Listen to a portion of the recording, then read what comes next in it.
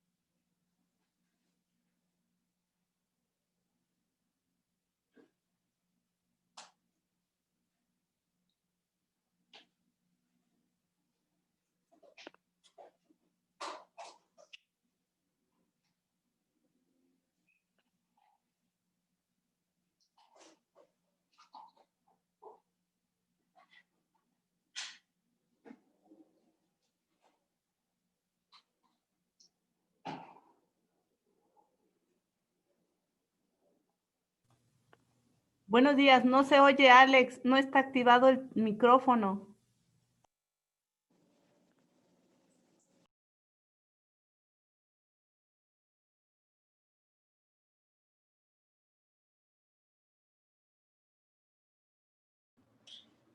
Ok, perfecto. ¿Ya se escucha, Rosita? Ya, gracias. De nada, una disculpa. Gracias, Miguel. Bueno, pues vamos a ver y vamos a leer estos versículos. Y dice, vamos a leerlos en la versión Reina Valera. Dice, porque 1000 años delante de tus ojos son como el día de ayer que pasó y como una de las vigilias de la noche. Los arrebatas como con torrentes de aguas, son como sueño. Como la hierba que crece en la mañana florece y crece. Vamos a quedarnos aquí, aunque leamos después más. Dice, crece, perdón, y a la tarde es cortada y se seca. Vamos a quedarnos por el momento aquí. ¿Y qué nos encontramos en esta parte acerca de Moisés, que nos habla Moisés? Nos encontramos dos puntos. Uno, la comparación de la brevedad del hombre, de la vida del hombre, con la eternidad de nuestro Dios Todopoderoso. Entonces, me llama mucho la atención porque se hace en esta parte de referencia a dos cantidades de años. Primero, como en este primer versículo, el 4, se hace referencia a 1000 años y después se hace una referencia a 70, 80 años, que lo vamos a ver en un momento más. Ahora, ¿quién mejor que Moisés? A mí, dice, a veces hay gente que quiere buscarle cosas que no son, pero bueno. Pero ¿quién mejor que Moisés? Es que ¿quién mejor que Moisés para relatarnos todo esto? Hay muchas personas que ponen en duda el que este salmo haya sido inspirado, escrito por Moisés. Pero sin embargo podemos ver muchas referencias claras. ¿Y qué mejor es la referencia clara de un hombre que estuvo expuesto a estos dos asuntos? Primero, la brevedad de la vida, y después, esa brevedad por causa del pecado. Elio dice, en esos 40 años que Moisés estuvo en el desierto, pudo ver la muerte de todos sus contemporáneos, excepto Josué y Caleb, pero vio la muerte de todos, de toda esa generación. Pero además, no murieron todos de muerte natural, sino que él presenció a veces que el hombre tiene que llevar juicios, como fue en el caso de los levitas. Los levitas iban cada vez en ese sentido siendo más preparados para el ministerio que iban a ejercer como familia. Pero ¿quién tuvo el cargo de aún asesinar a su padre o a su madre por causa de tener esta idolatría? Los levitas, ¿no? Los levitas fueron los que salieron adelante. Y podemos ver, por ejemplo, que hubo otro tipo de muertes ya por el juicio directo de Dios. Recordemos aquellas personas que murieron teniendo esos pájaros en sus bocas, eran los más fuertes, murieron por su codicia. Recordemos que por la envidia y la murmuración, Coré y Datán y Abirán y todas sus familias murieron tragados por la tierra. Ajá. Podemos ver que como el pueblo se había rebelado, como Dios mató a 250, eran 250 después de esa rebelión, porque no querían seguir lo que Dios había puesto y seguir a la persona que Dios había puesto. Podemos ver también cómo los moabitas, cómo mueren 24,000 por el juicio del pecado de Balaam, ¿no? Y así podemos decirlo. Vamos a leer, tengo para esto una descripción en 1 Corintios 10, del 1 al 5. Dice, porque no quiero, hermanos, que ignoréis que nuestros padres todos estuvieron bajo la nube, y todos pasaron el mar, y todos en Moisés fueron bautizados en la nube y el mar. Ahí habla de bendiciones y la guía que Dios da. Pero después dice, y todos comieron del mismo alimento espiritual, otra bendición, y todos bebieron de la misma bebida espiritual, porque bebían de la roca espiritual que los seguía, y la roca era Cristo. Pero de los más de él, dice, hasta ahí son bendiciones. Dice, por seguir a Dios, Dios te mantiene, te sustenta, te ayuda, te protege. Dice, pero de los más de ellos no se agradó Dios, por lo cual quedaron postrados en el desierto. Entonces Moisés pudo ver exactamente esto, ¿no? Ajá. Bien, estos versículos que vimos del 4 al 6 encontramos una descripción de lo que es el tiempo de Dios y lo que es para nosotros. Y esto nos enseña realmente lo minúsculos que somos delante de Dios. Y lo comenta de la siguiente manera. Vamos a leerlo de nuevo. Dice, porque 1000 años delante de tus ojos son como el día de ayer que pasó y como una de las vigilias de la noche. Qué impresionante, 1000 años. Ajá. Pensar que los patriotas antediluvianos vivieron casi esa edad, pero no la completaron. Ajá. Ahora para el hombre moderno, pues una referencia de 1000 años pues equivale a la vida de un imperio, ¿no? Como fue el caso del imperio de Roma, que pues fueron 10, 11 siglos, ¿no? O como fue el caso de la Edad Media, ¿no? Vimos cómo la Edad Media duró prácticamente 1000 años. Son eras o edades que vemos y apenas esas, ¿no? O sea, para nosotros una cantidad como 1000 años es algo enorme, pero me impresiona cómo para Dios es apenas un pensamiento, apenas una brisa. Ajá. También esta cantidad de 1000 años, Dios la dice como se puede interpretar como una gran cantidad de años. Ajá. Y pues aquí se compara exactamente. ¿Tú quién eres con Dios para altercar con Él? Ajá. ¿No ves que para Él, si la brisa, si los 1000 años ya pasaron, ya para Él es algo como que ya pasó en ese momento, ¿qué será nuestra vida delante de Él? Ajá. Aunque tenemos esta declaración muy interesante, que viene muy de la mano con esto que nos está hablando Moisés, y esto lo dijo Pedro 1500 años después, ¿no? En donde dice primera de Pedro 3:8.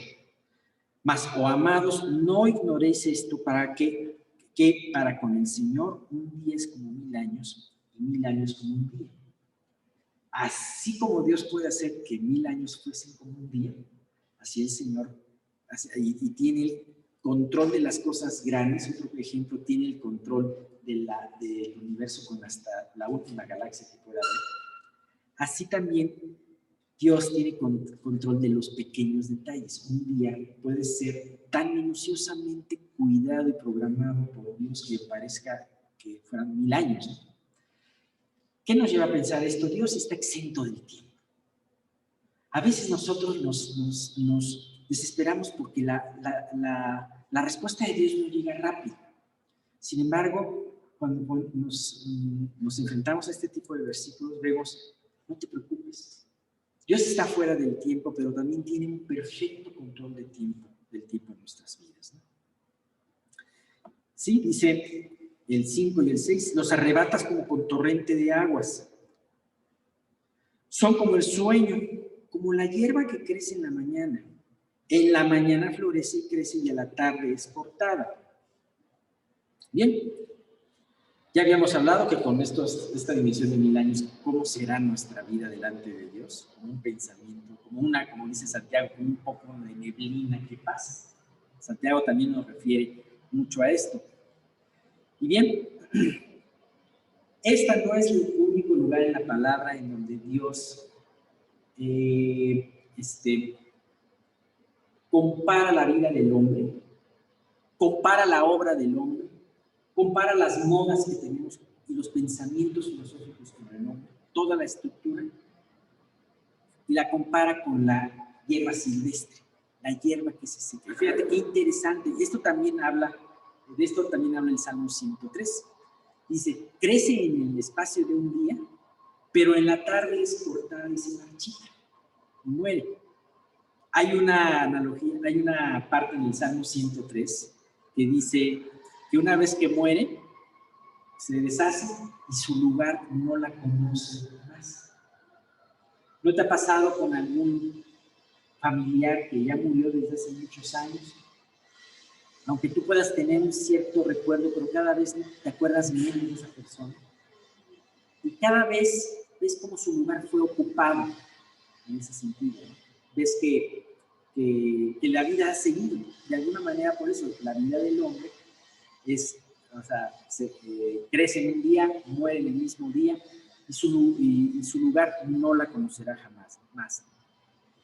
Sin embargo, a pesar de esta comparación, nosotros somos muy parecidos a ese pueblo de Israel, en donde nosotros somos unas personas más chicas que un microbio delante de Dios, nos atrevemos a lanzarle el puño y a retarlo con esto. Entonces, pues, por esa razón, Moisés pudo ver muchas muertes alrededor de él, porque constantemente los israelitas levantaban el puño contra él y lo retaban, desafiaban a Dios. Dios fue muy paciente. Sin embargo, terminó él teniendo que ejecutar el juicio sobre la obra mala. ¿Y bien? Vemos que todo esto lo vio Moisés de una manera tan palpable. Y estas cosas las dejó escritas Moisés, y además, ¿por qué lo dejó escrito? Para nuestra enseñanza, para que aprendamos que ver a nuestra vida. ¿Qué nos tiene que dejar este salmo? Y especialmente esta enseñanza del día de hoy. Ver nuestra vida corta, ver nuestra vida muy vulnerable, y comparar nuestra vida y nuestras acciones con el poder y la eternidad de Dios. Ahora, estando aquí metidos en nuestra vida, es muy fácil ver todas las situaciones que nos rodean y ver aún nuestros problemas grandotes. ¿Se acuerdan que una vez les dije, es diferente ver en un mapamundi una cordillera que verla a nivel de piso, ¿no? Y esto me recuerda mucho a este versículo tan hermoso de Zacarías 4:7, en donde Dios, a través de su profeta, estaba exhortando a Zorobabel a hacer una empresa difícil. Una empresa difícil, un templo, y con esas dimensiones no significa una empresa fácil, es una empresa difícil, pero además en medio de una adversidad. Salomón, cuando construyó el templo, lo hizo magnífico, lo construyó en tiempo de paz, con la ayuda de mucha gente, pero aquí era un tiempo en donde tenía que cuidarse del enemigo. Así que el monte parecía más grande para Zorobabel. Pero ¿qué le dijo Dios a través de Zacarías? ¿Quién eres tú, oh gran monte? Delante de Zorobabel será reducido a llanura, y él sacará la primera piedra con aclamaciones de gracia. Impresionante versículo. Ese problema que podemos ver como una gran montaña, para el Eterno, él lo ve como menos de nada, menos que nada. Y entonces, gracias a eso, gracias a que conocemos que nuestro Dios es eterno y que 1000 años para él no es como nada, entonces podemos ver, Dios, nuestro problema para ti no es como nada, es como nada, ¿no? Bien, vamos a leer versículos 7 y el 8. Dice: Ya hablamos de lo efímero de la vida del hombre y lo eterno del tipo de Dios. Y dice, pusiste nuestras maldades delante de ti, nuestros hierros a la luz. Ah, no, perdón, empecé desde el 7, dice. Porque con tu furor somos consumidos y con tu ira somos turbados. Pusiste nuestras maldades delante de ti y nuestros hierros a la luz de tu rostro. ¿Quién de nosotros ha pensado que una pequeña falta es pequeña? O un pecado, algo muy sutil, es pequeño. Ay, esto no lo entrego, esto me lo guardo a mí porque no me va a hacer daño. Ajá. Sin embargo, con estos versículos, Dios a través de Moisés nos quiere decir que nuestro pecado es grave. Y Moisés lo vio de primera vista porque él vio a toda una generación de israelitas tirados y dejados en el desierto. ¿Por qué? Por causa del pecado. Ahora, aquí vemos también un pueblo que no entendió la gravedad de su pecado. ¿Sabes cuál es ese? Yo creo que ese es nuestro principal problema. No entendemos la gravedad de nuestro pecado. ¿Y por qué no la entendemos? Porque lo justificamos mucho, lo racionalizamos, decimos, bueno, espérate. Esto que hice no fue una mentira, sino fue una estrategia para salir adelante. O muchas cosas que podemos decir, ¿no? Y vemos que eso fue una constante en el pueblo de Israel. Ajá. Por ejemplo, le pidieron a Aarón, haznos un ídolo, porque ya no sabemos qué le pasó a Moisés. ¿Ves? Vamos a volvernos idólatras, pero tenemos justificación porque ya no sabemos a qué le debemos a Moisés, ¿no? ¿Qué será de Moisés? Por ejemplo, nombremos capitanes para regresar a Egipto, porque aquí moriremos. Ajá. Entonces, siempre es porque, es que deseamos carne, porque necesitamos algo más que el maná. Necesito, ya no puedo esperar, mi condición es muy específica, por eso tengo que hacer esto, en fin, etcétera. De alguna manera, mientras tú y yo estemos en este mundo, batallaremos con el pecado. Sin embargo, nuestro crecimiento espiritual depende de cómo enfrentamos este pecado. Si lo justificamos, no vamos a prosperar, como dice Proverbios 28:13. Pero si lo enfrentamos y lo trabajamos con Dios, alcanzaremos misericordia y entonces prosperaremos en nuestra vida espiritual. No tengas miedo de enfrentar tu pecado delante de Dios. Esa situación que a lo mejor tienes un paradigma y donde dices, es que si yo confieso esto delante de Dios, voy a reconocer que esto está mal. Y entonces dices, no, espérate, sí, Dios, tú métete con esto, pero esto no lo tengo, esto lo tengo muy reservadito. ¿Sabes qué pasa cuando justificas tu vida? Le pasa lo mismo que a Israel. Das vueltas en el desierto durante mucho tiempo. Y das tiempo en el desierto y tu vida se vuelve un desierto, improductiva, infértil. ¿Bien? Ahora, la segunda parte me encanta porque ¿tienes tu pretexto para no conocer tus faltas? No lo tenemos. A su tiempo Dios siempre expone nuestros pecados delante de nosotros. Primeramente tenemos que entender una cosa. Cuando pecamos lo hacemos delante de Dios. Por eso dice este versículo. Pusiste nuestras maldades delante de ti, nuestros hierros a la luz de tu rostro. ¿Sabes? Tenemos que entender que las pruebas, no nos gustan las pruebas, ¿verdad? Pero las pruebas son esos catalizadores que nos llevan a entender el problema que no vemos en el principio, pero que Dios nos lo muestra. Por ejemplo, vamos a regresar al ejemplo de Israel. Dice, permiten que descubramos, dice, por ejemplo, la sed en Refidim y en Meribá hizo que brotara la murmuración en el pueblo de Israel. Por ejemplo, después de un largo tiempo, el largo tiempo de espera, los 40 días que esperaban los israelitas y la falta de paciencia que tenían, brotó la tendencia a la idolatría, el pecado, se consumó la idolatría. Por ejemplo, la incredulidad se hizo presente después de ver a los gigantes y a las altas murallas de Canaán. A veces, como Pedro, decimos, Señor, te seguiré hasta lo último. Sin embargo, basta con que una persona aparentemente insignificante nos pueda cuestionar cuando nos mueve nuestro tapete. Bien, ¿sabes? Estos pecados, ¿sabes? Pero hay algo muy importante. Todos estos pecados que fueron pasando en la vida con los israelitas, en cualquier otro pueblo pagano, los edomitas, los moabitas, los amonitas, podría ser un estilo de vida.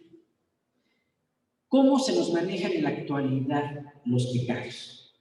Se nos maneja no con el nombre de pecado, el nombre de pecado está prohibido hoy, pero sí se nos maneja como un estilo diferente de vida, como cada pensamiento es un estilo de vida. Y entonces, pues, para Dios no es así, porque para Dios el pecado es pecado. Bueno, eso lo pueden decir las personas que no conocen a Dios, pero los israelitas, ¿por qué no podían vivir así? Porque Dios estaba en medio de ellos. La santidad de Dios y la luz de Dios hacía que esos pecados brotaran y se vieran grotescos. Los israelitas no eran mejores que los pueblos paganos, pero ahí estaba Dios.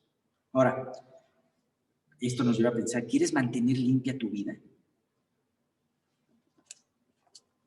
No te despegues de la palabra. Salmo 119, 105 dice, lámpara es a mis pies tu palabra y lumbrera mi camino. Claro, si quieres estar ciego y tropezar con todo lo que tienes adelante, bueno, pues seguirlo haciendo adelante. 40 años lo hizo Israel. Pero yo te recomiendo que si no quieres perder tiempo y quieres ver una prosperidad en tu vida, usa la linterna, usa la antorcha que Dios nos habla en un momento. Por último, del 9 al 11 dice, todos nuestros días declinan a causa de tu ira. Acabamos nuestros años con un pensamiento, los días de nuestra edad son 70 años y en los más robustos 80 años.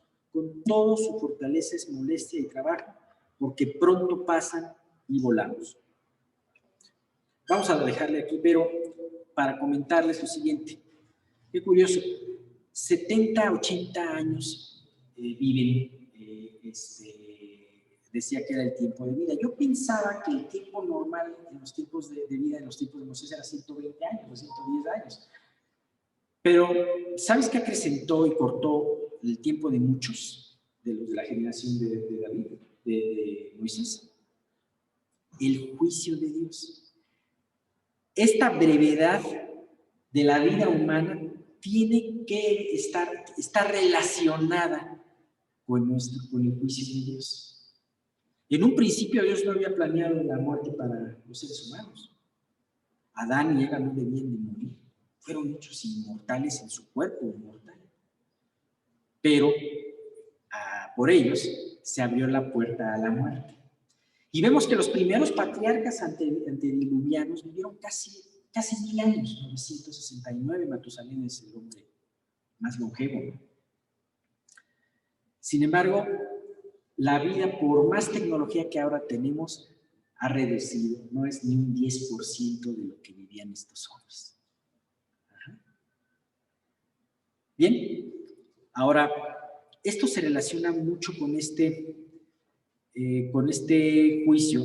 Hay una parte que ya la leímos, en donde habla de la hierba. ¿Se acuerdan de esto que había mencionado hace ratito de la hierba? Dice, en la mañana florece y crece. Hay un tiempo de florecimiento y crecimiento y de bendición de Dios. Pero a la tarde es cortada y se seca. No hay un agricultor que vea por esa planta, porque es una planta silvestre. Mientras no conocemos a Dios, somos esas hierbas silvestres.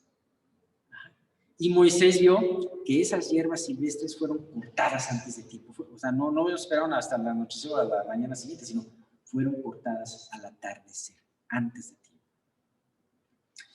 Bien, pues nos vamos a preparar para una tercera y última parte de este salmo, en donde Moisés directamente le está haciendo peticiones a Dios. ¿Y de qué le hace peticiones? Sobre sabiduría y sobre misericordia. Pero antes de hacer una petición de misericordia de Dios, tenemos que entender que nuestra vida subsiste y lo que tenemos es gracias a su misericordia. ¿Y qué mejor? Viendo la brevedad de la vida y viendo que esta brevedad es por causa de un juicio de Dios. Bien, terminamos aquí y pues yo quiero, Dios mediante, terminamos este salmo la próxima semana. Gracias.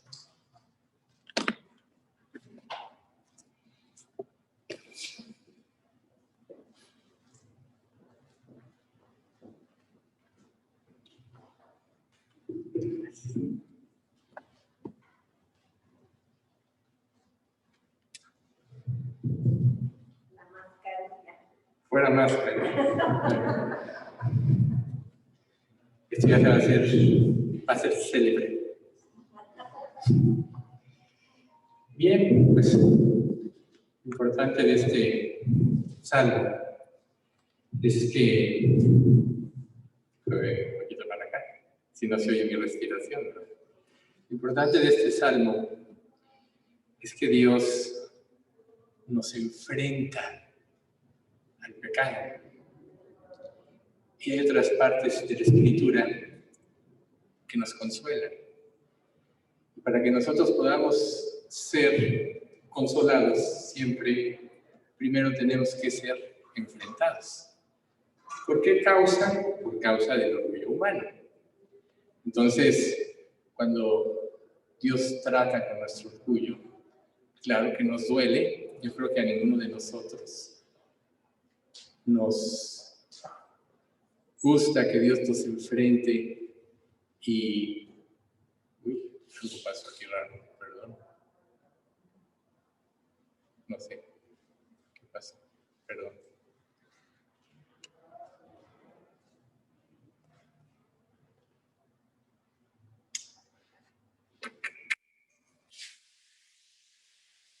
Y no se ve ahí el Zoom, ¿verdad? No, ya. Ahí está ya. Okay. Entonces, es que solo quería mover un poco. Ahí está. Entonces, si nosotros somos confrontados, a nadie nos va a gustar, pero es necesario para abatir el orgullo. Y de hecho, por eso es que en la conversión es cuando primero nosotros tenemos que ser quebrantados y Dios usa nuestra vivencia, nuestros propios errores para que nos demos cuenta de cuál es nuestra verdadera condición y entonces pueda Él derramar toda su gracia. Recuerden que la gracia es un favor inmerecido, es parte de su carácter, como nosotros veíamos, y es parte de su ser. No es que Dios, la gracia sea algo ajeno a Dios, sino que Dios es gracia. Entonces Él en su gracia bendita, siempre su disposición es redimir y rescatar al ser humano caído a causa del pecado. Y por esta razón es que estudios como este, nuestra presencia física aquí es muy importante porque de alguna manera especial el Espíritu Santo actúa. Es como si el Señor Jesucristo estuviera presente y nos hablara directamente a cada uno de nosotros. Nunca piensen que un principio que se da aquí o una enseñanza es para una persona en determinado. Tú puedes conocer el problema de una persona y es como que digas, sí, esto lo dijo por fulanito. Pero en realidad siempre tú debes de ponerte en la posición de ¿qué me quieres decir a mí, Dios? Porque así es precisamente como tú vas a ser edificada y vas a ser consolada.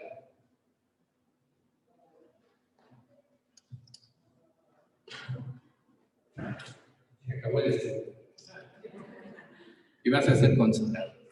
Entonces, el escudo de la fe, que es la parte que vamos a ver hoy, recuerden que dentro de la armadura divina, que sería bueno volver a comentar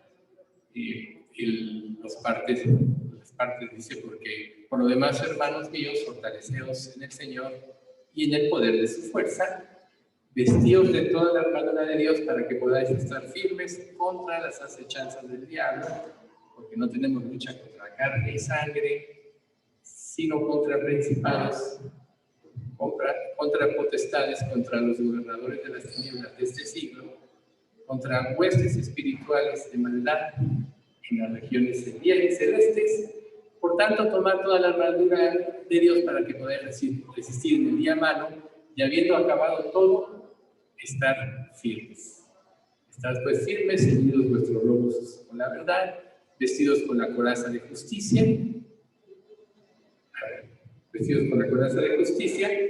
y calzados los pies con el apresto del evangelio de la paz.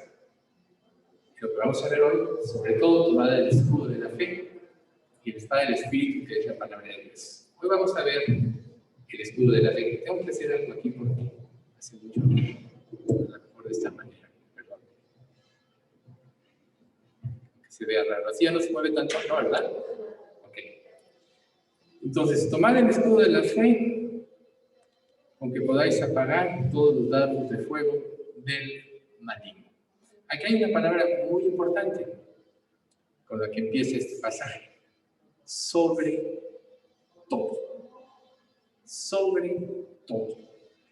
Esta parte nos introduce a las últimas tres partes de la armadura. Y es muy importante porque las primeras tres, el cinturón de la verdad, la coraza de justicia y el calzado, era la preparación y protección permanentes que todo soldado romano tenía que tener en sí. Protección permanente. Pero en esta parte, por ejemplo, el escudo y el yelmo y la espada mantenían siempre listos a la acción y se utilizaban en un momento en que empezaba el combate. O sea, los primeros no te los podías quitar. ¿Sí? ¿Por qué? Ya sabemos que la vestimenta tenía que ajustarse para la batalla, entonces el cinturón sostenía eso y sostenía la coraza, que era también algo muy importante. ¿Sí? Pero aquí, esta última parte, el escudo del yelmo y la espada son armas ofensivas. Por eso dice, tomad. Entonces, fíjense. Primero, voy a proteger mi vida, afianzando mi vida en la verdad. Voy a vivir una vida justa, y esto no es que tú puedas vivir una vida justa por ti mismo, sino que tienes que apropiar la justicia de Dios en tu vida. Es algo muy importante. Cuando apropiamos la justicia de Dios, nos liberamos de la esclavitud del pecado, crecemos en nuestra relación con Dios, y esto nos permite a nosotros tener una relación limpia, abierta y transparente, que va a acrecentar la comunión íntima y la confianza en Dios. ¿Sí? La coraza de justicia, como veíamos, que protege las partes más importantes del cuerpo, quedaban protegidas a través de esta armadura, que podía ser de metal, o podía ser de cuero, o de una tela muy gruesa, para que cualquier descuido y alguna arma enemiga, como una espada, nos tocara, pues no penetrara en nuestro cuerpo y nos dañara por dentro. Entonces nosotros vemos que para todo creyente era muy importante en el aspecto espiritual estar protegido, pues, con la salvación, con la justicia, por la gracia de Dios, y bien afianzado en las verdades de la palabra para poder enfrentar la batalla espiritual, que nosotros sabemos que es contra huestes espirituales de maldad en las regiones celestes. Entonces, sobre todo, y tomar. Entonces, ahorita vamos a hablar un poco de los escudos. Había varios tipos de escudos, pero especialmente había dos escudos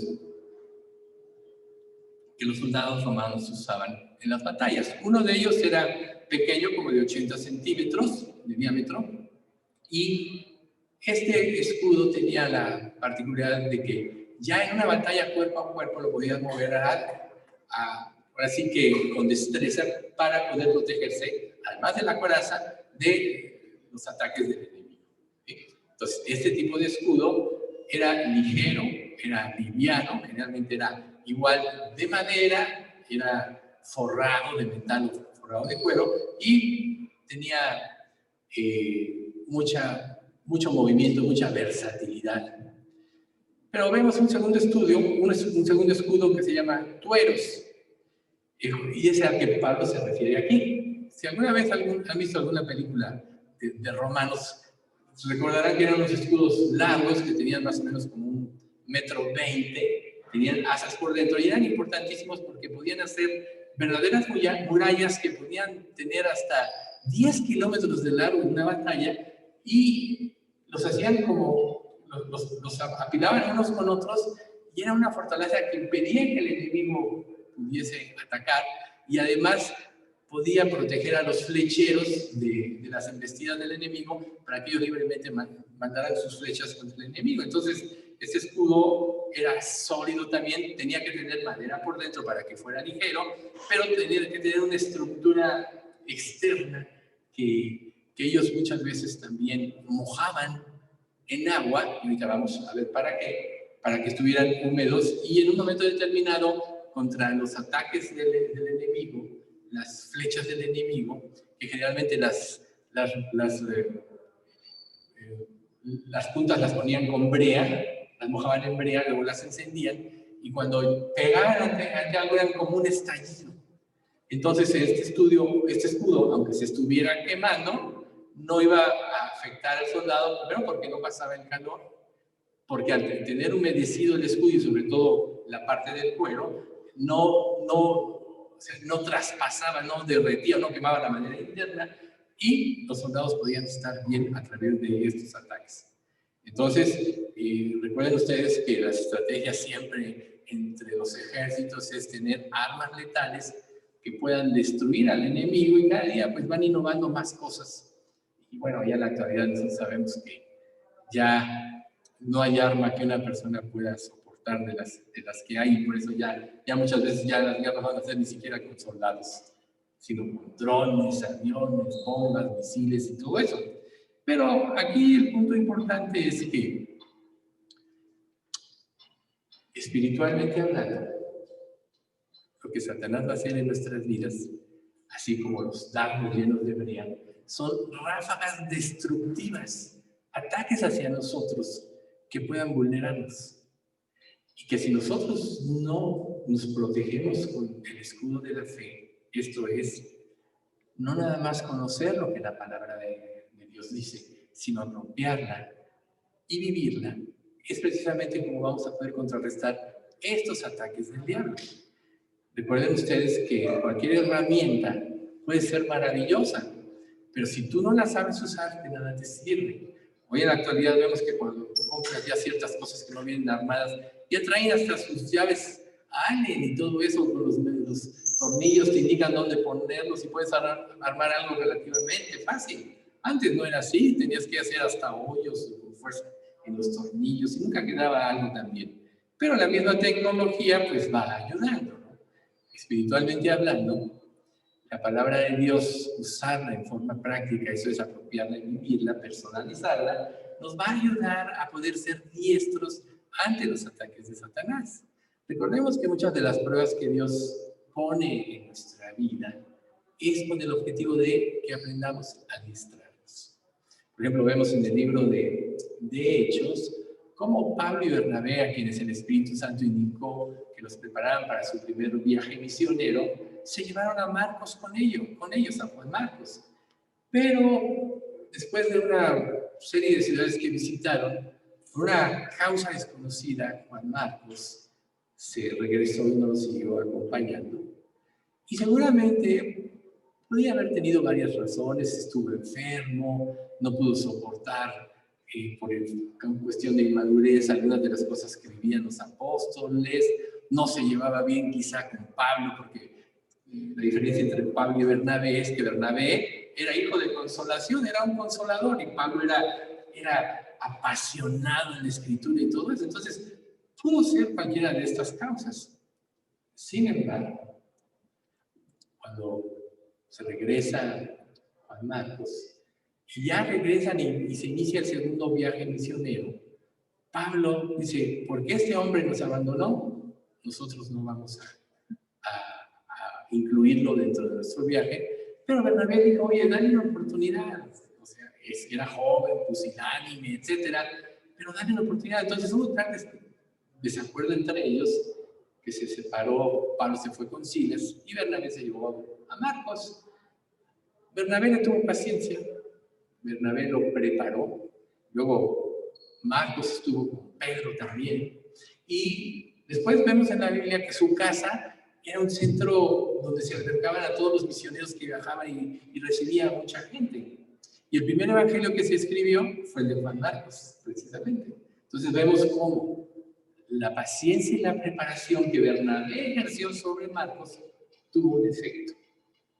Paciencia y preparación es lo que todos nosotros tenemos que tener para poder estar preparados para afrontar precisamente los ataques que vienen. Y entonces a lo largo del tiempo Pablo mismo dice, trae a Marcos porque me es útil para el evangelio. Vemos cómo él aceptó y reconoció la madurez que tuvo Juan Marcos y los maestros que lo instruyeron, que fue Bernabé y Pedro principalmente, y cómo él dedicó su vida al servicio. Entonces, la preparación es algo muy importante.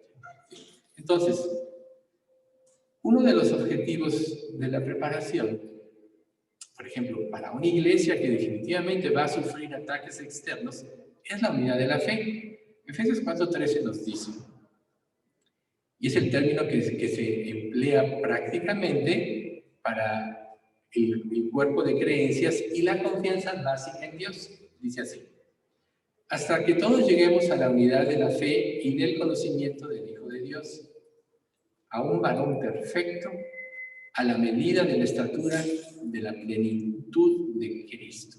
Primero que nada, la única forma en que nosotros podemos llegar a una unidad en nuestra fe, ya que todos somos diferentes, todos fuimos educados de una manera diferente, todos tenemos una estructura de pensamiento diferente, es que todos nos apoyemos en las verdades de la palabra, que van a ser precisamente el escudo que nos va a proteger para que la iglesia pueda estar unida en un propósito. Y el propósito, ya sabemos, la gran comisión, ir por todo el mundo y predicar el evangelio a toda criatura. De otra manera, si no hay una unidad de la fe, entonces va a haber desacuerdos que van a dividir y van a separar a la iglesia, tal como sucedió precisamente con Juan Marcos, en el caso de Bernabé y Pablo, que fue tan fuerte la situación que tuvieron que separarse. Y claro, Dios lo usó porque duplicó el trabajo misionero. O sea, Dios tiene parte en todo y todo lo que Dios muchas veces permite es para nuestro bien. Es como al principio, después de la muerte del Señor Jesucristo, vemos cómo todos los creyentes estaban muy a gusto ahí en Jerusalén. Pero un hombre de los 7 elegidos para la distribución de los alimentos en las viudas, Esteban, que era varón de Dios y lleno del Espíritu Santo, según dice la Escritura, y Esteban confrontó de una manera única, ahí en el capítulo 4 de Hechos, si mal no recuerdo, única a todos los judíos, les pasó su historia en un solo pasaje, y crujía en todos los fariseos que condenaron a Jesús mismo, contraer sus dientes, y claro, le hicieron lo mismo que a Jesús. Lo sacaron, bueno, no lo crucificaron, pero lo apedrearon, y él mismo respondió que Jesús, Señor, no les tomes en cuenta este pecado, pero a partir de esto, muchos creyentes tuvieron que salir huyendo, y se empezó a propagar el evangelio. Entonces, muchas veces nosotros tenemos una situación cómoda. Dios permite situaciones, por ejemplo, como la pandemia, porque Él quiere que nosotros, digamos que, no juguemos a la iglesita. Nosotros tenemos que saber que la iglesia es el cuerpo de Cristo y es una unidad y es el medio por el cual Dios actúa, tanto para ayudarnos unos a otros, como por ejemplo vemos en el chat de la iglesia cómo muchos piden oración y oramos unos por otros y todo eso, y nos consolamos unos a otros, etc. Entonces, como iglesia, Dios quiere que haya una unidad, y la única unidad es que todos vivamos de acuerdo a estas verdades de la Biblia. Ahora, escudo de la fe. Nosotros sabemos que por la fe y el arrepentimiento, pero aquí es el arrepentimiento que lleva a la fe, es como se obtiene la salvación.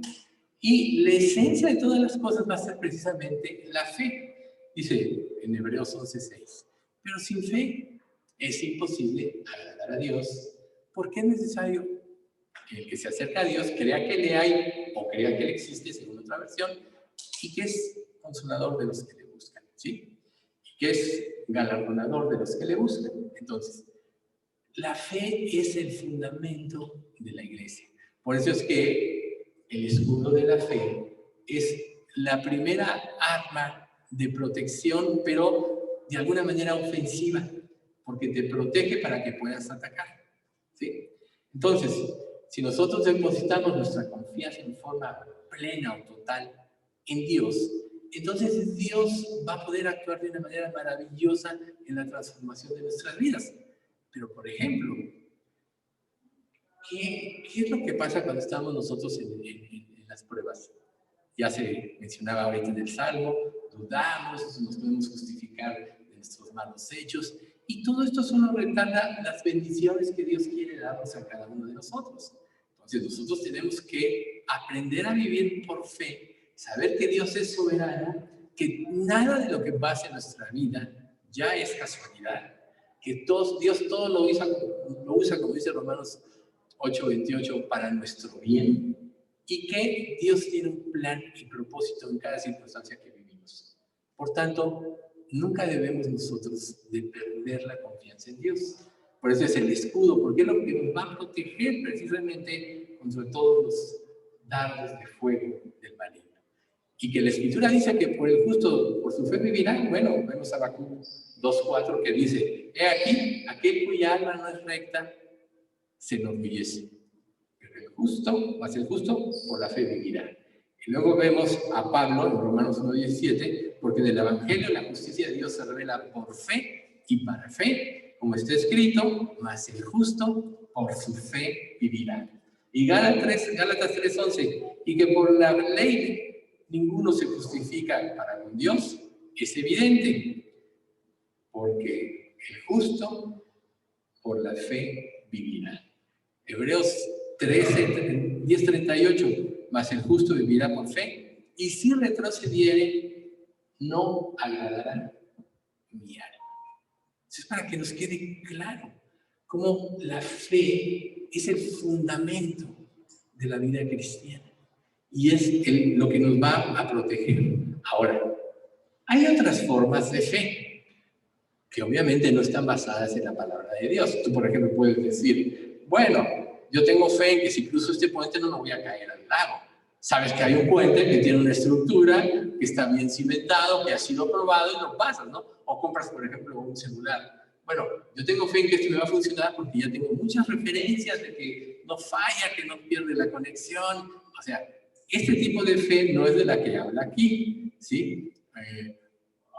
Tú compras una marca de auto, por ejemplo, y decir, no, todos dicen que este auto sale bueno, entonces te lo compras y dices, tengo fe en que me va a salir, pero es una fe que es diferente a lo que es la palabra de Dios. El verdadero fundamento que es la palabra de Dios. ¿Por qué? Porque implica las promesas de Dios y todo lo que Él promete lo cumple, ¿sí? Entonces, muchas personas aún emocionalmente dicen, yo tengo mucha fe. ¿Quién no ha escuchado eso? Lo hemos escuchado de muchas personas, pero ignoran completamente la palabra de Dios. Entonces, ¿qué tipo de fe es esa? ¿Confianza en sí mismo? ¿Confianza en que Él va a gobernar y dominar las circunstancias de la vida, por ejemplo? ¿Confianza en que su astucia o su destreza lo va a sacar adelante en algún problema en la vida, en cualquier empresa? Pero esta fe no tiene un fundamento firme, entonces no va a dar un resultado, digamos, de verdadera liberación. Pero cuando nosotros pensamos, creemos que todo lo que Dios dice es verdad, entonces es diferente. ¿Por qué? ¿Por qué todo lo que Dios dice es verdad? Vamos a analizar un poco esto. Primero que nada, porque Dios creó los cielos y la tierra. Él formó todas las leyes que hay. Él, antes de que hiciera nada, ella en su mente había planeado todo cómo iba a ser a lo largo de los siglos y de los milenios. Recordemos que para Dios, un día es como 1000 años y 1000 años es como un día, como se explicaba hoy claramente en el Salmo. Entonces, Dios conoce todas las cosas desde sus inicios. Él planeó el cuerpo humano, hizo toda la creación, pero al ser humano le dio algo muy diferente, que es lo hizo a su imagen y semejanza. Ya nosotros vemos cómo el hombre cayó y todo lo que ha sucedido, que se platicó anteriormente aquí. Pero Dios conoce el futuro, Dios domina las circunstancias. Ahora, Dios es santo y Dios es veraz. También son atributos de Dios. Quiere decir que en Él no hay mentira, no tiene por qué mentir. No puede modificar su conducta porque no se puede equivocar, porque su mente, su entendimiento es infinito. Es inalcanzable al entendimiento humano. Es imposible de comprender al entendimiento humano. Entonces, si Dios es tan perfecto, cuando Él nos da su palabra, no tiene margen de error. Ya todo fue escrito, fundado por Él, planeado por Él hacia el futuro. Ya anteriormente nosotros hemos dicho aquí que aún la época en que nosotros vivimos, este tiempo, Dios nos puso aquí porque así lo planeó. Dios nos puso en la familia donde habíamos de nacer porque así lo planeó. Dios nos dio medios socioeconómicos donde nos íbamos a desarrollar, etcétera, porque así lo planeó. Y todo lo que ha pasado en nuestra vida, así lo planeó. Su objetivo es que fuéramos a Él. Él nos hace el llamamiento porque así lo planeó. Ahora, tenemos libre albedrío. Muchas personas pueden rechazar el llamamiento de Dios con este conocimiento. Pero por eso es tan importante conocer parte de lo que Dios es. Nosotros vemos, por ejemplo, en este tiempo y en todas las épocas en realidad, que los hombres han tratado de formar su propia forma de vivir, su propia religión. Lo vemos desde la Torre de Babel. Ya había venido el juicio sobre toda la generación antediluviana a causa de su pecado, y solo un hombre que creyó, Noé, fue salvo, él y su familia. Se termina el diluvio, se asienta el arca en los montes Ararat, y ya que salen, les dice, esparcidos, y esparcidos. ¿Y qué hicieron ellos? Se concentraron en la llanura de Sinar y erigieron la Torre de Babel. Por eso se llama confusión. Podríamos decir que todo lo que el hombre hace por su propia cuenta, sin tomar en cuenta a Dios, le trae confusión a su vida. Por eso hay tantas falsas religiones. Desde el momento en que, aún aquí, cualquiera de nosotros se separe un poquito, una cosa mínima de lo que Dios dice en su palabra, ya estamos desviándonos, ya estamos formando nuestra propia religión. Y una desviación, por más leve que sea, a la larga es una gran desviación. Vemos nosotros al pueblo de Israel, la única religión que podríamos decir que Él ha creado, como ellos a raíz de rechazar y rechazar y rechazar al Mesías, se convirtieron en una falsa religión. El judaísmo ahorita es una falsa religión, porque aunque tiene los fundamentos correctos, el objetivo por el cual se formó toda la escritura, todo el Antiguo Testamento, era para conocer a Cristo. Entonces, desde el momento que ellos, por intereses propios, por seguridad propia, por ganancias personales, prestigio, estabilidad política, todo lo que intervino en la mente de los fariseos para condenar a Jesús, todo eso los hizo desviarse rotundamente del camino. No cambiaron, porque cuando Esteban les predica, les dice exactamente lo mismo y arremetieron contra él. Entonces, así estamos llenos de religiones. La única y verdadera religión es la que es gobernada por Dios y donde el Espíritu Santo reina. El Espíritu Santo es el que le da vida a la palabra. El Espíritu Santo es el que nos hace entender para creer, ¿sí? Pero cuando nosotros rechazamos eso, entonces no podemos agradar a Dios. Entonces, la fe cristiana, la verdadera fe, es poderosa por una razón. Porque está afianzada en Jesucristo. Si el fin de la ley es Cristo y el motivo de la creación fue Cristo, porque Dios desde antes de crear en su corazón sacrificó a su Hijo y eso Él ya sabía todo lo que iba a suceder, entonces Cristo es el centro de todo. Entonces el fundamento de la fe cristiana es creer en Jesucristo. Cuando esto sucede y Dios nos hace nacer de nuevo, cambia nuestra mente y cambia nuestro corazón para que vayamos a Él, entonces empieza a acomodar lo espiritual a lo espiritual. Y el alimento del creyente siempre va a ser creer en las promesas de Dios. Entonces podríamos decir que la verdadera religión solo es aquella que cuando el Espíritu Santo gobierna a través de su palabra. Entonces, el diablo, y volvemos a los dardos de fuego que vienen mojados con brea para atacar, el diablo siempre va a tratar de disuadirnos de confiar en Dios. Siempre va a tratar de engañarnos. Va a esparcir sus llamas ardientes para que nosotros dudemos de Dios. Imagínate, por ejemplo, cuando Jesús estaba en el huerto de Getsemaní y Él dijo, vengan y oren conmigo, dijo a Juan, a Pedro, a Andrés, vengan, oren conmigo. Y estaban cargados de sueño. Y cuando la iglesia estaban dormidos por el sueño, dicen, velad en oración para que no entréis en tentación. Pero ¿qué estaba sucediendo con Jesús? Seguramente estaban teniendo todo el ataque y toda la furia del diablo tratando de hacer que dudara de Dios. Mira, ¿para qué mueres por esto, por ejemplo? Si estos te van a rechazar, van a salir huyendo. ¿Crees que son dignos de que tú mueras por esto, por ellos? ¿Para qué vas a morir por el pueblo judío si te mandaron a la crucifixión? Todo este tipo de razonamientos son dardos de fuego. Cualquier tipo de mensaje que nos haga dudar de Dios es un dardo de fuego. Y el diablo es especialista en ellos. Entonces, estos dardos de fuego espirituales son los más nocivos y el diablo generalmente los usa a través de las tentaciones. Usa las tentaciones, o usa la inmoralidad, o usa el odio, o usa la envidia, o usa el enojo, o usa la codicia, o usa el orgullo, o usa la duda, o usa el temor, o usa la desesperanza, que es un punto de los que ahorita con esta pandemia también puede pasarle a muchos, o usa la desconfianza y todos los demás pecados, porque la lista podría ser muy grande.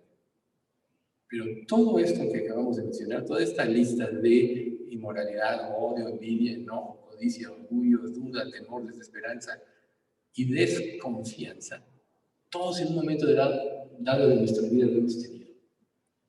Entonces nosotros tenemos que aprender a identificar cuando el diablo nos está atacando para que nosotros no confiemos en Dios. Su objetivo es ese. Si él logra que un creyente deje de confiar en Dios, ¿qué va a suceder? Va a tomar su vida en sus manos, como pasó con Adán y Eva. Y como ha pasado durante toda la historia, ¿no? Vemos en la historia del pueblo de Israel como la mayoría de los reyes, salvo Ezequías y Josías, y aún Ezequías al último fue probado y pues lo probó Dios para ver lo que había en su corazón y fue reprobado. Son pocos. Josué sí creyó, pero Josué se preparó. Recuerden que las escrituras dicen, y Josué no salía del templo del Señor, preparó su vida. Entonces, ¿por qué no iba a atacar, por ejemplo, Satanás con dardos de fuego a los apóstoles o a los misioneros, como el ejemplo de San Marcos que acabamos de ver ahorita? La Biblia nunca explica por qué causa él se separó al principio. Podemos aludir que inmadurez o alguna otra razón justificable, y bueno, Ahorita en el Salmo ya se dijo por qué una persona se justifica. Busca razones para darle un sentido a su pecado. Pero en realidad, Dios todo lo sabe. Pero Dios también tiene paciencia. Y entonces Él empieza a trabajar en nuestras vidas y a través de las pruebas nos empieza a preparar. Y es precisamente donde tiene todo su poder el escudo de la fe, el cual nos va a dar fortaleza y nos va a impedir que dudemos de Dios. Cuando tú vayas dudando de Dios, cuando tú no creas que te va a sacar adelante de un problema, cuando tú creas que hay una promesa que a lo mejor en ti no cumple, siempre primero tienes que analizar tu vida y ver que tu pecado te causa incredulidad. Siempre tienes que buscar eso. El pecado causa incredulidad. ¿Por qué razón? Porque desecha las razones de Dios y trata de establecer las suyas propias. Entonces, primero siempre, en cada circunstancia, tú tienes que ver tu vida. Pero tienes que ver tu vida, y ya se dijo en el Salmo, a la luz de la palabra, porque lámpara es a mis pies su palabra y lumbrera a mi camino. A la luz de la palabra, que es la que te hace verte como realmente eres. Recuerden que la palabra es como un espejo que nos hace vernos como somos, ¿sí? Y nos permite, como dice en 1 Corintios capítulo 13, ahora permanecen la fe, la esperanza y el amor. Estos tres, pero el mayor de ellos es el amor. Y Juan nos dice que cuando, entonces veré como fui visto, conoceré como fui conocido. Eso es lo que hace la palabra. Te permite conocerte como Dios te ve, y es como Dios te ve, es como realmente eres. Entonces, en este tipo de situación, definitivamente entra la fe y la confianza en Dios y en su palabra. Entonces, el diablo, por todos los medios, va a lanzar sus dardos de fuego para que tú desconfíes de Dios. ¿No dice la palabra de Dios que todo lo que pidas en oración, creyendo, lo recibiréis? En Mateo 21, 22, si mal no recuerdo, todo lo que pidas en oración, creyendo, lo recibiréis. Entonces, Dios no pone ninguna limitación, pero nadie puede creer sin dudar si no está amparado en una promesa de la palabra de Dios. Entonces, toda petición que tú hagas a Dios que esté amparado en una promesa es una realidad en tu vida. Entonces, Satanás va a tratar de clavar flechas divisorias entre el Salvador y los salvados que somos nosotros. Va a tratar de dividirnos, va a tratar de que desconfiemos de Dios. Precisamente eso es lo que le pasó al Señor Jesucristo en la tentación en el desierto que se menciona en Mateo 4. O sea, trató de, por todos los medios, y tocó áreas espirituales importantes, de que Jesús dudara de Dios. Y si lo hizo con Jesús, entonces no lo hará con nosotros. Jesús dice, si en el árbol verde hacen esto, ¿qué no harán en las ramas? Jesús nos advirtió todo esto, ¿no? Entonces, ¿qué es lo difícil de la vida cristiana? ¿Por qué a veces no podemos?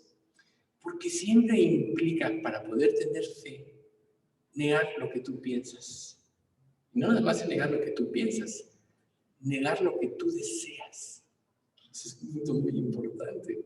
Muchas veces tus deseos son más fuertes que la voluntad de Dios. Mucha gente piensa, es que si voy a Dios, Dios me va a despojar de esto y de esto otro. Y no te das cuenta que las cosas que Dios te quita en la vida es porque tienen relación con el pecado y te van a impedir tener los verdaderos beneficios de tu relación con Dios. La comunión con Dios es lo más hermoso que puede haber. Por eso el salmista dijo, ¿a quién tengo yo en los cielos sino a ti?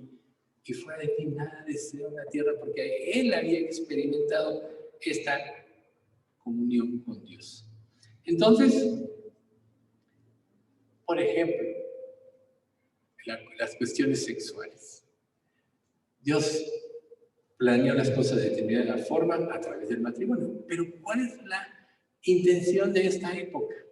Muchos dicen, no, bueno, es que si dice la Biblia que todo lo que creó Dios es bueno y nada es de desecharse, ¿por qué no he de disfrutar de esto? Podrían las personas preguntarse. Pero Dios sabe porque lo hizo. Y el fundamento de esto es que era un ejemplo de la relación que él quería tener con los creyentes. Y que fuera de esta relación, todo te lleva al pecado. Entonces él diseñó el matrimonio para que entendiéramos que nosotros tenemos que tomar un matrimonio con Dios y que cualquier otro tipo de relación fuera de Dios es una relación ilícita. Entonces cuando las personas empiezan a justificar la fornicación, y muchos lo hacen en el nombre de la gracia, están diciendo es que fue esto creado por Dios, pero están sacando de la ecuación la parte importante. Entonces justifican esto. Entonces, o por ejemplo, Dios dice, no os unáis en yugo desigual con los incrédulos. Una persona puede decir, y yo como pastor he tenido esas experiencias de comentarios que me hacen, no, es que esta persona me trata diferente, es diferente, pero la Biblia dice, no os unáis en yugo desigual. ¿Por qué? Porque a la larga siempre va a haber una separación entre una mente espiritual que depende de Dios y una mente que no tiene fe. Entonces, la crisis a lo mejor en el momento del enamoramiento y todo este tipo de cosas, aparentemente no pasa nada, pero pronto se van a ver las diferencias de pensamiento. ¿Y quién va a ceder? Cuando una persona cede a esto, cede a sus convicciones por eso, pues va a ceder siempre. Piénsenlo. Así el diablo trata de que nosotros cedamos a nuestras convicciones y cuando cedemos, ya perdimos terreno. Va a atacar más duro, con dardos de fuego en forma más intensa para que sigamos cediendo. Por eso se llega a dar la caída. Porque cedes una vez y sigues cediendo. A menos que, como dice 1 Juan 9, si confesamos nuestros pecados, Él es fiel y justo para perdonar nuestros pecados y limpiarnos de toda maldad. La confesión. Entonces, el verdadero testimonio está en la fe. Por eso dice 1 Juan 5:10, el que cree en el Hijo de Dios tiene el testimonio en sí mismo. El que no cree a Dios le ha hecho mentiroso, porque no ha creído en el testimonio que Dios ha dado acerca de su Hijo. Entonces nosotros podemos ver que la incredulidad es una afrenta directa a Dios. Por eso es tan importante el escudo de la fe que nos protege, porque si tú dudas, entonces estás haciendo una afrenta a Dios. No nada más decir, bueno, Dios no te obedecí en esto. No, estás haciendo mentiras. Aquí te lo dice 1 de Juan. El que no cree a Dios, le hace mentiroso a Dios. ¿Ven qué grave es la falta de fe? Y en Tito 1:2 dice, en la esperanza de la vida eterna, la cual Dios, que no miente, prometió desde antes del principio de los siglos. Entonces, cuando tú no le crees a Dios, es como si le dijeras a Dios, eres un mentiroso. Piensa. Entonces vean ustedes cómo el pecado de la iniquidad es un pecado muy grande y por eso Dios quiere prepararnos. Por eso Él nos explica su carácter, cómo Él es, que Él es amor, que Él es veraz, que todo lo que Él promete lo cumple, que Él es bueno, que su misericordia es para siempre. Él es benevolente.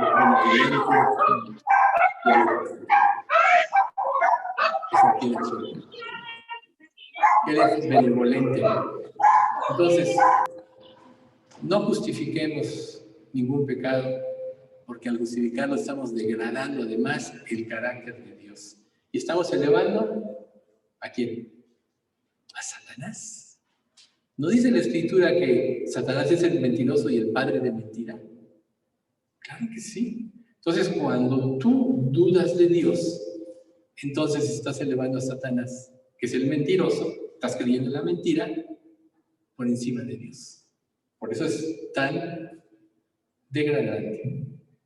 Entonces, seguir la justicia, y hablamos del estudio de la fe, es creerle a Dios. No te puedes hacer a ningún lado. Y Dios te dice, tú puedes decir a Dios, es que no tengo fe, dame fe. Como en algún pasaje dice, aumentanos la fe. ¿Sí? Si tuvieras fe y no dudares, aumentanos la fe. Eso sí se lo puedes pedir a Dios.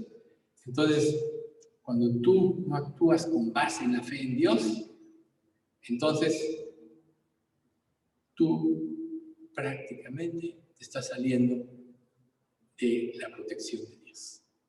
Dios te dice, vete por este camino, y tú dices, no, Dios, yo creo que este es el camino. Te estás saliendo de la protección de Dios. Entonces, eso es lo que el diablo busca.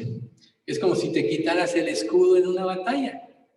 Entonces, ya eres totalmente vulnerable. ¿Sí? Entonces, recuerden que el pecado rechaza y contradice las promesas de Dios. Por eso tenemos que aprender a ver el pecado tal cual es. El pecado rechaza y contradice las promesas de Dios.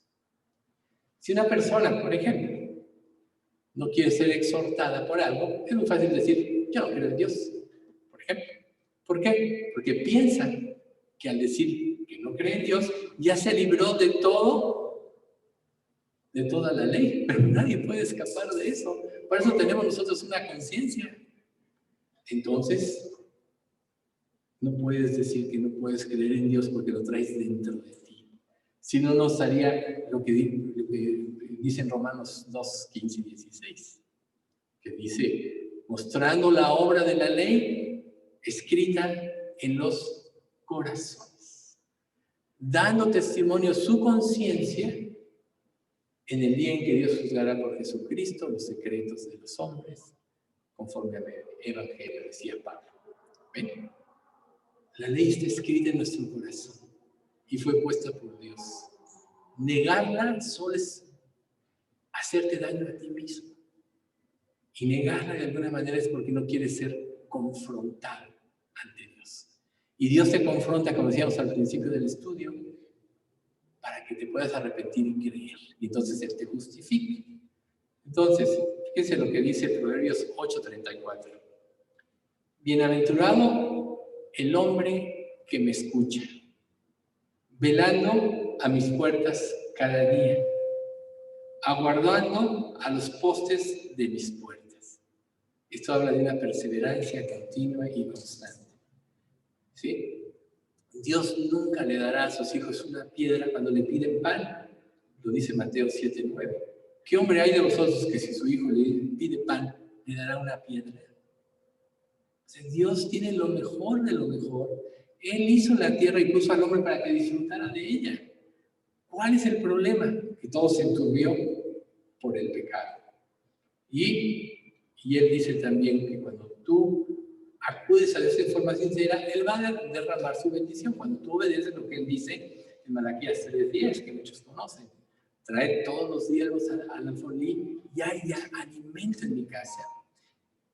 Y probadme ahora en esto, dice Jehová, si no os abriré las ventanas de los cielos y derramaré sobre vosotros bendición hasta que sobreabunde. O sea, Dios está dispuesto a bendecir. Dios es dueño de todo el universo. Dios es dueño de todas las cosas. Él no necesita nada de ti. Pero ¿sabes por qué te pide cosas?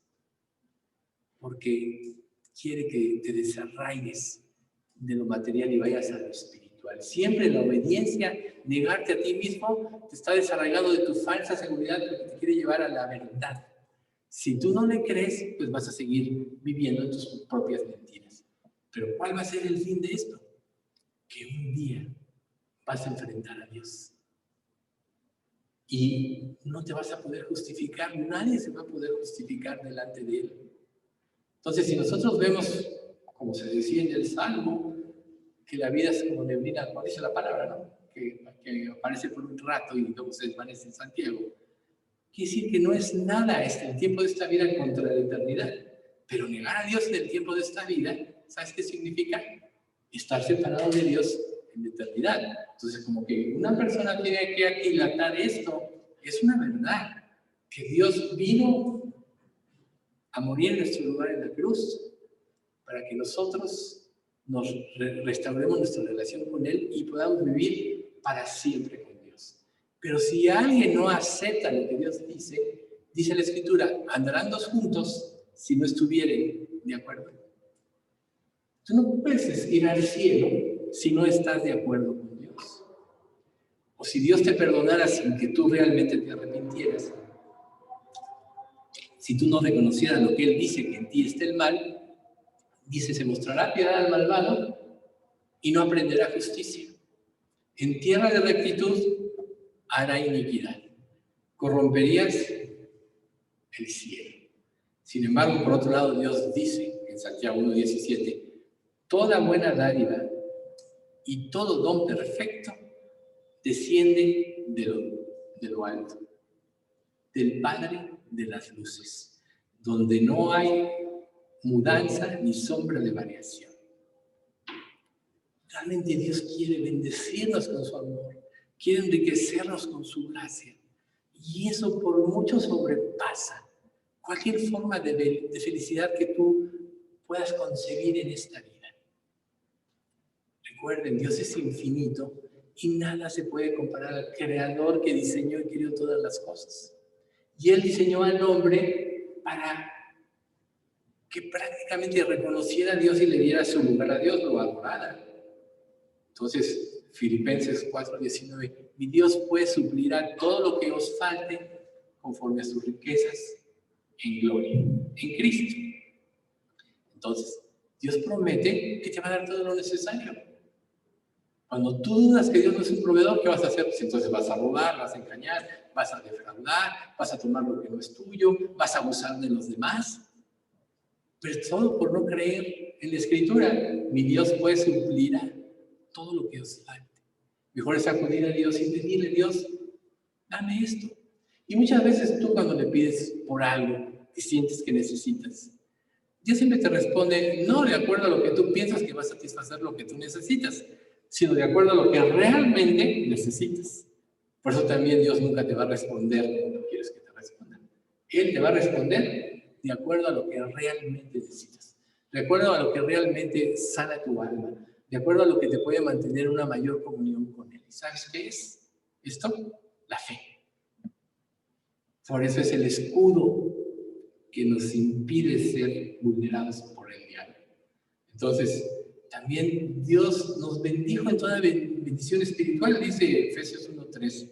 Bendito sea el Dios y Padre de nuestro Señor Jesucristo, el cual nos bendijo con toda bendición espiritual en los lugares celestiales en Cristo. Aunque en esta vida tú no tuvieras ninguna bendición, cosa que no es cierto, ser bendecido en los lugares celestiales es para siempre. ¿Por qué no cambiar lo temporal por lo eterno? No es lógico. Sí es verdad que esta vida, a causa del pecado, venimos a sufrir, todos sufrimos, todos padecemos. Aún en Cristo ves todos los ataques y los dardos de fuego del maligno y ves cómo el diablo actúa engañando a la gente y haciéndola infeliz, pensando que Dios se equivocó al hacerlo varón o hembra, ¿no? O sea, quien dice esto está poniendo en entredicho a Dios. Dios no se equivocó en el sexo que te dio. Entonces, quien renega de su sexo, ¿de quién reniega? De Dios. Es una blasfemia en contra de Dios. En cambio, Dios te dice en Proverbios 30:5-6, toda palabra de Dios es limpia. Él es escudo a los que en Él esperan. No añadas a sus palabras para que no te reprenda y seas hallado mentiroso. Él es escudo, la fe es el escudo que te salva, que te protege, que te hace mantenerte por el camino. También David nos decía en el Salmos 18:30, en cuanto a Dios, perfecto es su camino, perfecto es su camino. Y acrisolada la palabra de Jehová, escudo a todos los que en él esperan. Recuerden, el crisol para la plata, la hornaza para el oro. O sea, no hay cosa más pura. Porque dice que la palabra de Dios es como plata refinada en oro 7 veces. La palabra de Dios es pura, no tiene error. Por tanto, creerla es nuestro salvoconducto, nuestra salvaguarda, mejor dicho, en esta vida. Y 1 Juan 5:4, porque todo lo que es nacido de Dios vence al mundo. Y esta es la victoria que ha vencido al mundo, nuestra fe. Entonces, cuando tú no tienes fe, estás en las manos del maligno, en las manos del perverso. De hecho, maligno en griego es poñeros, que significa vil y perverso. Imagínate tú, ¿sí? Entonces se refiere al diablo, cuya todas sus maquinaciones son perversas. Su fin es separarte de Dios, su fin es quitarte la confianza. Y todas las filosofías humanas que fueron creadas por el diablo tienen como propósito que tú te rebeles en contra de Dios.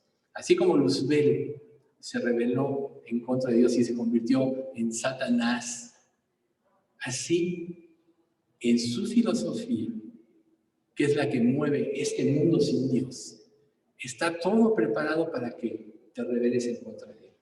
Por eso Dios te dice, no améis al mundo ni las cosas que están en el mundo.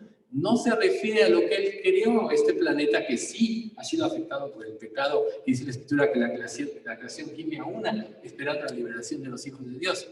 No se refiere a la creación física, sino se refiere al sistema de pensamiento instituido, creado por el diablo. Entonces, por eso es que el que no viene a Cristo vive en una mentira, de una o de otra forma, ¿sí? Entonces,